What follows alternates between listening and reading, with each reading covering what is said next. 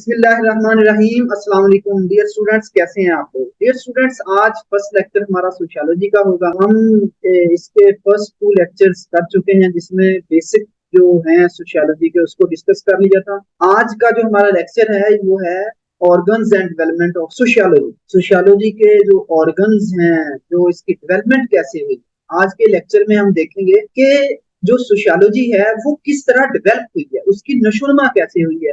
Dear students, इस में हम जो टॉपिक्स डिस्कस करेंगे, इसमें हम इंट्रोडक्शन एंड डेफिनेशंस देखेंगे सबसे पहले सोशियोलॉजी की, उसके बाद ऑर्गन्स एंड डेवलपमेंट इसकी देखेंगे, और इसके बाद बायोलॉजिस्ट जो हैं उन्होंने भी एक अहम रोल प्ले किया है सोशियोलॉजी की डेवलपमेंट पे। इसके बाद हम जो साइकोलॉजिस्ट हैं उनको भी स्टडी करेंगे कि उन्होंने किस तरह सोशियोलॉजी की डेवलपमेंट में अहम रोल प्ले किया। इसके बाद टेलीफोन और पर्संस हैं, इनका भी बेसिक रोल है सोशियोलॉजी की डेवलपमेंट में। और इसके बाद कुछ फिलोसफर्स, इन्होंने इसको क्रिटिसाइज भी किया है सोशियोलॉजी को, तो इस क्रिटिसिज्म को देखेंगे और लास्ट में हम इसको कंक्लूड करेंगे। तो dear students, let us start our lecture. First of all we discuss its introduction and definitions. Last lecture में हमने इसका इंट्रोडक्शन और डेफिनेशंस को डिस्कस किया था। एक्चुअली जो टर्म सोशियोलॉजी है ये ये डेवलप्ड हुई है, इंट्रोड्यूस्ड हुई है एक फ्रेंच फिलोसफर ऑगस्ट कॉम्ट से, और 1839 में इसने इसको इंट्रोड्यूस करवाया। इसको इसकी जो डेवलपमेंट है वो स्टार्ट हुई। इसकी डेवलपमेंट तो जो एंशियंट ग्रीक्स हैं या एंशियंट लैटिन फिलोसफर्स हैं, उन्होंने भी सोशियोलॉजी है इसके बारे में, जो सोसाइटी है इसकी स्टडी की है, और इसके बारे में कुछ उसूल ज़वाबित, कुछ प्रिंसिपल जो हैं वो तय किए। आज हम ये चीजें देखेंगे। एक्चुअली सोशियोलॉजी जो है ये लैटिन टर्म, ये लैटिन वर्ड जो है सोशियोटस से ये डिराइव्ड है, और इट मींस है सोसाइटी। और ग्रीक वर्ड है एक लोगोस, इट मींस है study, science or knowledge. So that you can say that sociology is a study of, is a science of, is a knowledge of society. तो students, हम इसको कह सकते हैं कि किसी भी सोसाइटी की स्टडी, उसकी सिस्टमैटिक स्टडी, या जो सोसाइटी के ऑर्गन्स हैं, जो सोसाइटी की इकाइयां हैं, जो इंडिविजुअल्स हैं, जो सिटीजन्स हैं, उनकी स्टडी, उनके बिहेव की स्टडी और सोसाइटी की स्टडी को सोशियोलॉजी कहा जाता है। हम बात करेंगे इसकी डेवलपमेंट के, तो इसके अगर ऑर्गन्स और डेवलपमेंट को देखा जाए तो डियर स्टूडेंट्स हम डिस्कस करते हैं। सबसे पहले हम ग्रीक्स को देखते हैं। एक्चुअली ग्रीक्स में अगर देखें तो प्लाटो और अरस्तु का नाम आता है। ये तकरीबन 347 टू 427 BC कबल मसीह का ये दौर था। इस वक्त जो सोशियोलॉजी है ये एक सब्जेक्ट के तौर पर तो नहीं पढ़ाया जा रहा था। हाँ, ऐसा था कि फिलोसफी जो है वो एज अ सब्जेक्ट पढ़ाई जा रही थी, या पॉलिटिकल साइंस जो है वो एक सब्जेक्ट के तौर पर उसको स्टडी किया जाता था एंशियंट ग्रीक्स, एंशियंट लैटिन्स में। अब सोशियोलॉजी जो है वो इसका एक सबलिट के तौर पर, या इसका एक सब सब्जेक्ट के तौर पर इसको पढ़ाया जाता था। अब जो ग्रीक्स हैं, अगर आप ग्रीक्स की हिस्ट्री देखें तो ग्रीक्स जो है उन्होंने सोशियोलॉजी को पॉलिटिकल साइंस और फिलोसफी के एक सबलेट के तौर पर, या एक सब सब्जेक्ट के तौर पर, या एक उसके सेक्शन के तौर पर इसको भी डिस्कस किया है। एक्चुअली ग्रीक्स जो थे वो उनके जो साइंटिस्ट थे, उनके जो फिलोसफर्स थे, जूरिस्ट थे, उन्होंने उस वक्त के राइज तमाम जो मुख्तलिफ सब्जेक्ट हैं, या जो आप यूं कह रहे हैं कि नॉलेज है, इल्म है, उनको स्टडी किया है और उससे रिलेटेड बहुत से प्रिंसिपल या असूल ज़वाबित भी तय किए। अब उन्होंने, ग्रीक्स ने एक्चुअली सोशियोलॉजी को पॉलिटिकल साइंस और फिलोसफी से रिलेट करके इसको स्टडी किया है।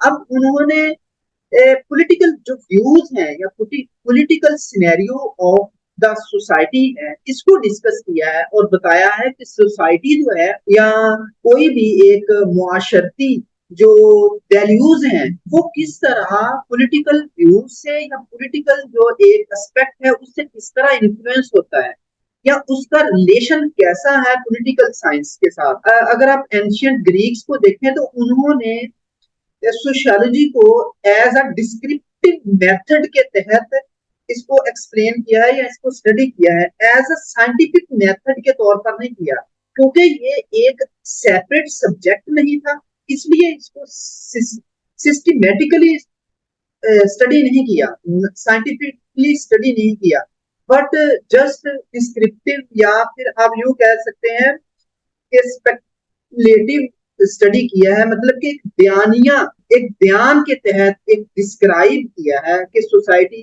इससे ये चीजें लेती हैं, एक अलग से इसको डिस्कस नहीं किया। ग्रीक्स में अरस्तु है और अफलातून है, ये दो ऐसे फिलोसफर हैं जो कि अपना एक पॉलिटिकल थिंकिंग और फिलोसफिकल थिंकिंग रखते हैं और इनके मुताबिक या अरस्तु के मुताबिक जो एक सोशियोलॉजी जो है इसको पढ़ने के लिए एक रियलिस्टिक अप्रोच जो है वो इन्होंने अपनाई है, मतलब कि जो सोशियोलॉजिकल फिनोमेना है उसको एक रियलिस्टिक अप्रोच के जरिए से इसको स्टडी किया है। अब रियलिस्टिक अप्रोच ये है कि ऑन द ग्राउंड सोसाइटी में जो तब्दीलियां पजीर हो रही हैं, जो जो फिनोमिना एक डेवलप हो रहा है या सोसाइटी में जो तब्दीलियां हो रही हैं, जस्ट उनकी स्टडी इन्होंने की है। इसके बाद रोमन्स को देखते हैं। डियर स्टूडेंट्स, जो एंशियंट रोमन्स हैं अकॉर्डिंग टू पॉलिटिकल साइंस या फिलोसफी, ये एक्चुअली एक नॉन लेजिस्टिक टर्म के तौर पर इसको इन्होंने डिस्कस किया है, मतलब कि इन्होंने इसको ओरिजिनल सोशल फिलोसफीज जो है उसके तहत डिस्कस किया। आप यूं कह सकते हैं, सिंपली आप यूं कह सकते हैं कि इनकी सोशियोलॉजी को स्टडी करने की जो अप्रोच है, जो वे है, जो तरीकाकार है, जो प्रोसेस है, वो भी रियलिस्टिक है। मतलब कि जो तब्दीलियां ऑन द ग्राउंड सोसाइटी में वकूफ पजीर हो रही थी, जस्ट उनको स्टडी किया और सिर्फ उन्हीं को एनालिसिस किया है। इसके बाद डियर स्टूडेंट्स मॉडर्न्स हैं, ठीक है, जो मॉडर्न्स हैं ये जो फिलोसफर्स हैं ये 16 सेंचुरी या इसके बाद की जो सेंचुरीज हैं इसके फिलोसफर्स हैं और इन्होंने सोसाइटी या सोशियोलॉजी जो है इसको एक सेपरेट सब्जेक्ट या सेपरेट एस्पेक्ट के तौर पर इसकी स्टडी की, इसको सिस्टमेटिकली स्टडी की, मतलब कि जस्ट रियलिस्टिक अप्रोच ही नहीं बल्कि ना सिर्फ वकूफ पजीर होने वाली तब्दीलियां बल्कि उन तब्दीलियों के पीछे जो काजिज थे उनको भी स्टडी किया और इन काजिज के नतीजे में जो जो सोसाइटी में किसी तरह का भी चेंज हुआ, कल्चरल चेंज हुआ,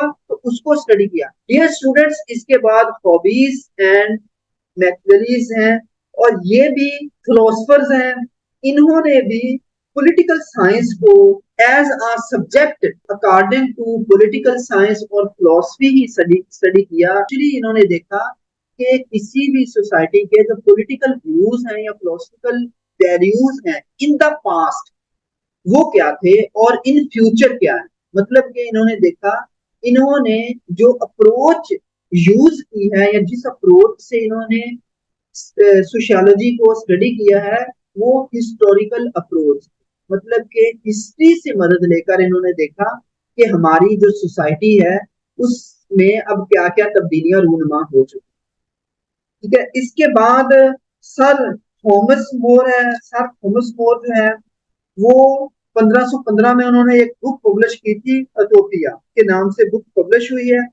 इन्होंने भी सोशियोलॉजी को स्टडी किया है और सोशियोलॉजी की डेवलपमेंट में एक अहम रोल प्ले किया है। इसके बाद इटालियन राइटर्स हैं, इटालियन राइटर विको है, इटालियन राइटर विको और फ्रेंच राइटर है मोनिस्ट LGBTQ, ये भी स्पेशली इन्होंने और सोसाइटी को स्टडी किया है। इसके बाद ऑगस्ट कॉम है। ऑगस्ट कॉम जो है, इसने बाकायदा तौर पर सोशियोलॉजी की टर्म जो है, जो रियल टर्म है, वो इंट्रोड्यूस करवाई है।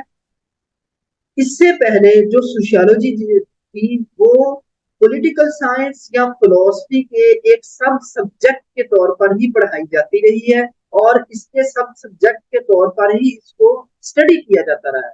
लेकिन जो अगस्त कॉम है, इन्होंने 1839 में इसको एक सेपरेट सब्जेक्ट के तौर पर इंट्रोड्यूस करवाया। ना सिर्फ सेपरेट सब्जेक्ट के तौर पर इंट्रोड्यूस करवाया, बल्कि बाकायदा तौर पर इसकी किसी भी सोसाइटी की सिस्टमेटिकली स्टडी के लिए डिफरेंट अप्रोचेस जो है वो इंट्रोड्यूस करवाएंगे। तो आप यूं भी कह सकते हैं कि ये जो फिलोसफर्स हैं, इन्होंने सोशियोलॉजी की डेवलपमेंट में बेसिक रोल प्ले किया। इसके बाद बायोलॉजिस्ट ने भी सोशियोलॉजी की डेवलपमेंट में बेसिक रोल प्ले किया। इसमें सबसे पहले सर डार्विन ने, और इसके बाद हर्बर्ट स्पेंसर है। हर्बर्ट स्पेंसर और सर डार्विन ये दोनों बायोलॉजिस्ट हैं और इनका काम जो है वो बायोलॉजी से ही रिलेट है। लेकिन आपने डार्विन का नजरिया पढ़ा होगा, जिसमें उन्होंने बताया कि जो जिंदगी की इब्तदा है ये सिंपल से कम्प्लेक्स की तरफ हुई है। मतलब सबसे पहले एक सिंपल एक सेल बना जिसने पानी में जन्म लिया, उसके बाद वो डेवलप करता हुआ आगे चलता गया, फिर मुख्तलिफ जानवर बनते गए। इसके बाद हर्बर्ट स्पेंसर जो है, ये भी एक बायोलॉजिस्ट हैं। इन्होंने भी जिंदगी की इब्तदा के बारे में इनका भी एक नजरिया है। ये दोनों जो बायोलॉजिस्ट हैं, इन्होंने भी सोसाइटी की या सोशियोलॉजी की डेवलपमेंट में अपना रोल प्ले किया है। डियर स्टूडेंट्स, इसके बाद हम डिस्कस करते हैं साइकोलॉजिस्ट को। एक्चुअली हमारी सोसाइटी या सोशियोलॉजी की जो डेवलपमेंट है, इसमें साइकोलॉजिस्ट ने भी बेसिक रोल प्ले किया है। क्योंकि साइकोलॉजी की ही एक सब ब्रांच थी, सोसाइटी साइकोलॉजी की ही एक सब ब्रांच थी। और जितने भी साइकोलॉजिस्ट हैं, एक्चुअली इन्होंने जो स्टडी की है, जो ह्यूमन माइंड, ह्यूमन बिहेवियर और ह्यूमन जो पर्सनैलिटी है, इसको स्टडी किया।